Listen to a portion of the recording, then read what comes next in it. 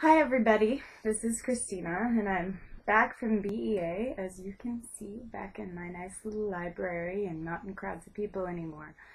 So what I decided to do is do some vlogs of my book haul.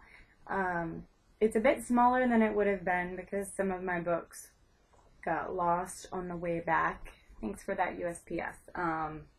If you follow my Twitter, you already know all about that. So I can only feature the ones that are here. I'm really sorry for all the books that I couldn't feature that I did take. Obviously, I do wish that I had been able to feature them all.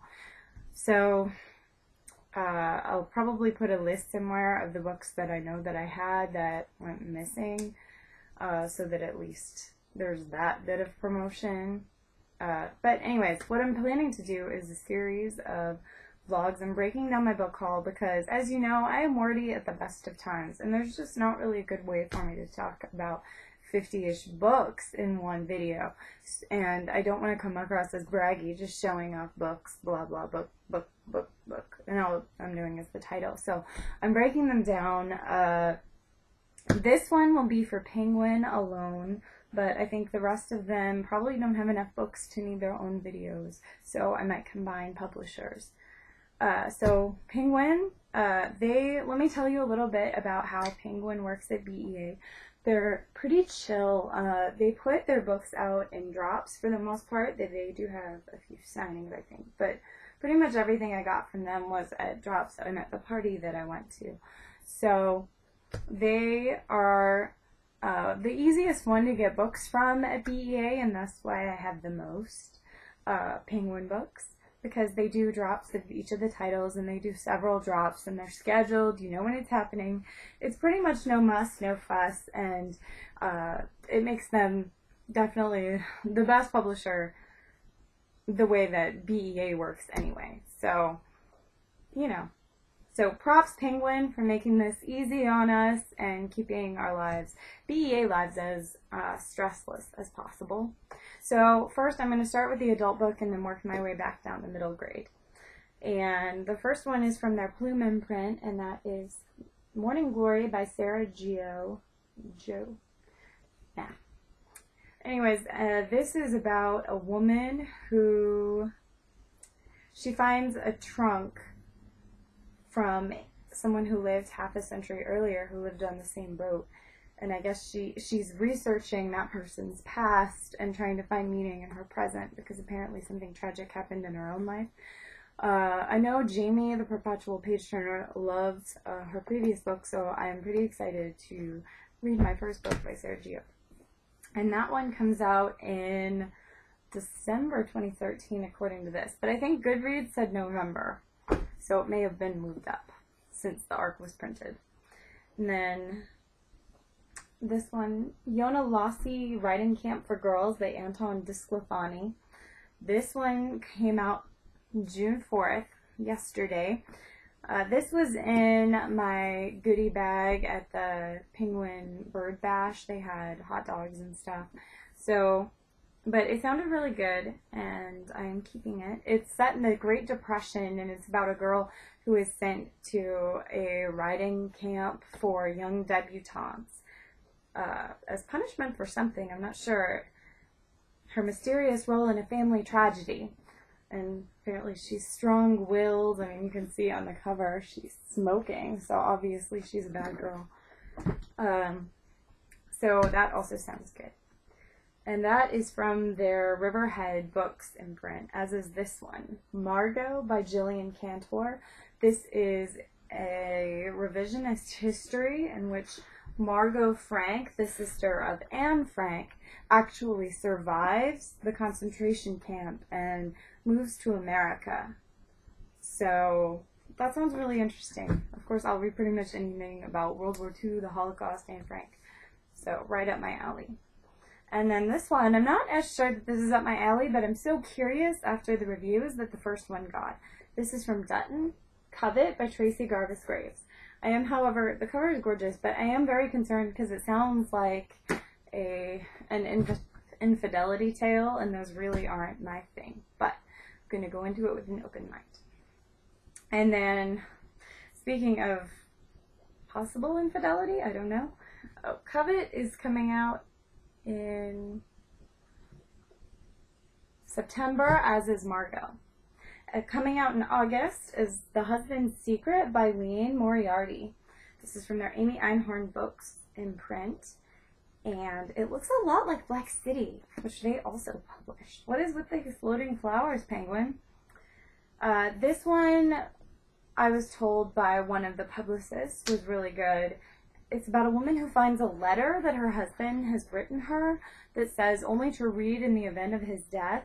And she doesn't open it, but she calls him and she asks him about it. And he's like, oh, no big deal, just put that down. But then he immediately, he was on a business trip and he immediately flies back and starts looking for it. And she's like, okay, what's in there? And apparently she opens it and then there are things that happen. So that sounds potentially really interesting.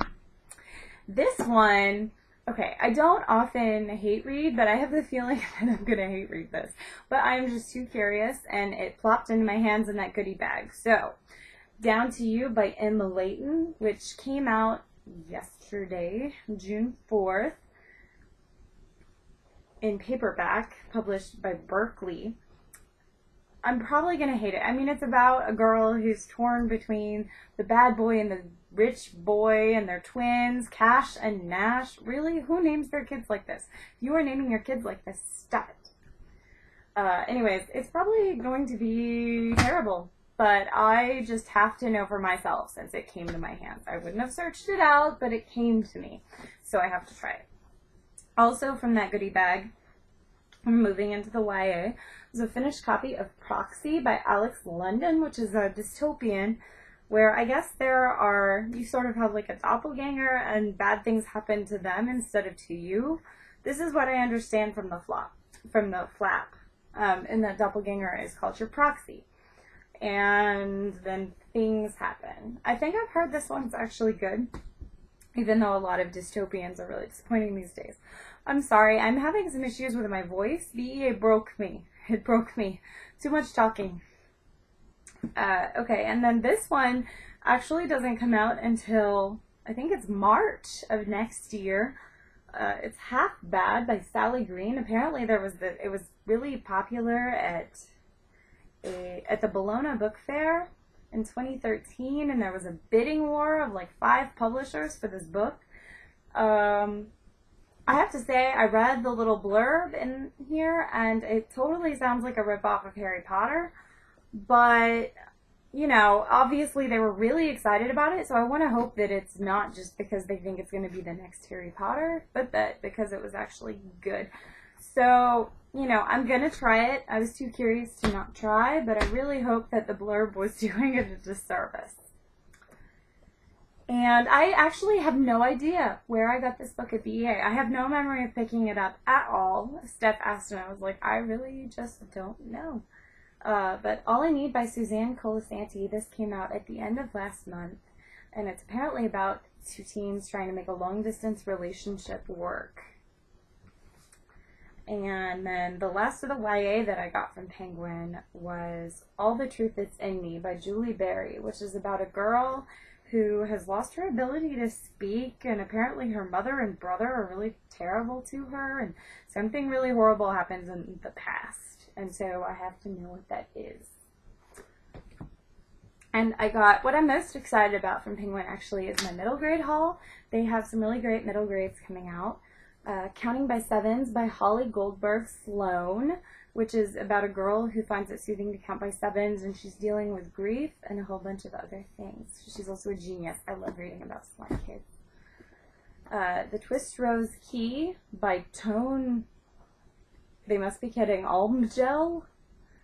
Anyways, this cover is gorgeous, and it's about a fantasy world where children have animal spirit friends or something. I don't know. I am all over this connection to animals thing.